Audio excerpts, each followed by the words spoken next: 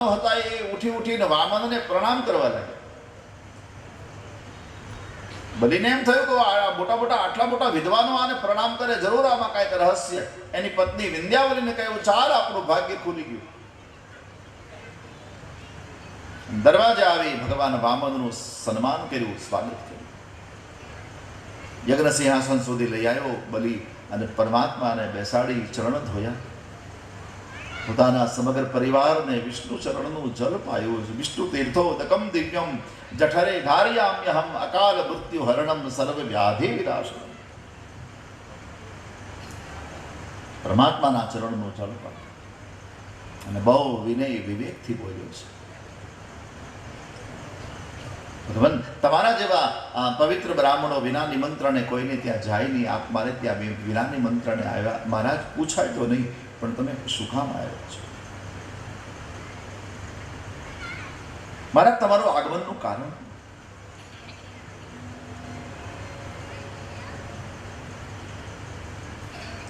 ભગવાન વામને કહ્યું, બલિ તારી પાસે કંઈક યાચના કરવા આવ્યો છું, કંઈક માગવા આવ્યો છું. બલિએ કહ્યું, મહારાજ મારી બુદ્ધિમાં નહીં ઉતરે.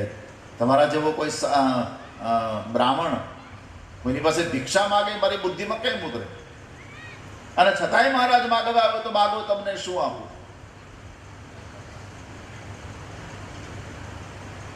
મારું રાજ્ય આપી દઉં, પ્રાણ આપી દઉં,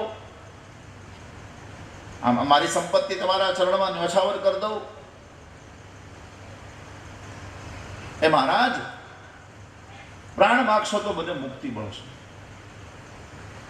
તમારા જેવા પવિત્રના કામમાં મારો પ્રાણ વપરાય અને આ રાજ્ય વખતે માંગી લેશો તો પૃથ્વી પાવન થઈ જશે.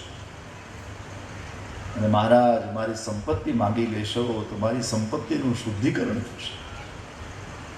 તમારા જેવા પવિત્ર મારી સંપત્તિ વાપરે તો મારી સંપત્તિનું સૌભાગ્ય છે. એટલે ભગવાન વામને કીધું, પછી મારે કઈ જોઈને, હું સંતોષી બ્રાહ્મણ છું.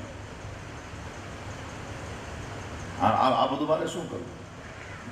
હું તો ગઈકાલે એક જગ્યાએ સંધ્યાવંદન કરતો તો એક સદગ્રસ્તના ઓટલે, એટલે એ સદગ્રસ્તે સવારમાં જાગીને મને કીધું, મહારાજ કોઈ બીજી જગ્યાએ જઈને તમારી પૂજા પાઠ કરો.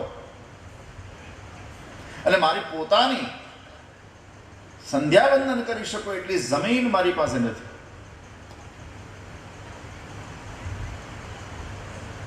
રાજા તે બહુ મોટા મોટા દાન કર્યા છે,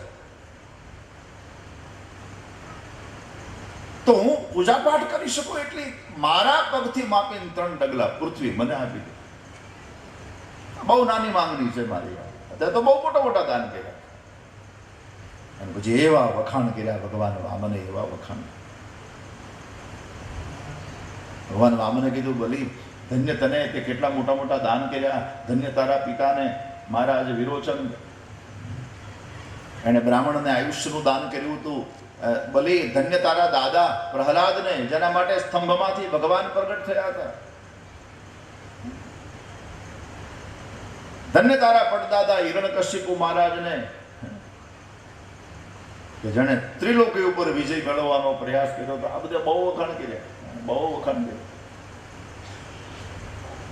એક સંત કે વખાણ કર્યા નહીં, કરવા પડ્યા, કઢાવવું હતું. એટલે કોઈ બહુ વખાણ કરે એટલે સમજવાનું, ખીચો ખાલી કરાવશે. વખાણનો નિયમ છે. વખાણ કર્યા ને એટલે બલીએ કહ્યું, મહારાજ તમારી ઉંમર નાની પણ તમારી બુદ્ધિ બહુ મોટી છે.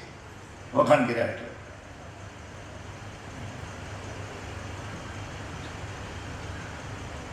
મહારાજ, આ તમે 3 ડગલા પૃથ્વી મારી પાસે માંગો છો, મને વિચાર આવે છે કે તમારી બુદ્ધિ એ નાની છે ને તમારી ઉંમર એ નાની છે. કેમ? બલિ જેવો રાજા તમને માંગવાનું કેમ તમે 3 ડગલા માંગો છો?